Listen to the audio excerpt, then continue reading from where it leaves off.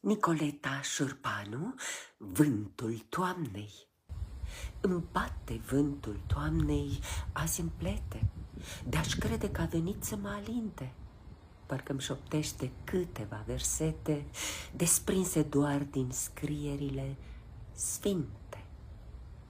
Îmi răvășește vântul fiecare gând, anagramând silabele în cuvânt, vrând însă mai hain decât oricând, ca frunzele ce cad, să mă frământ.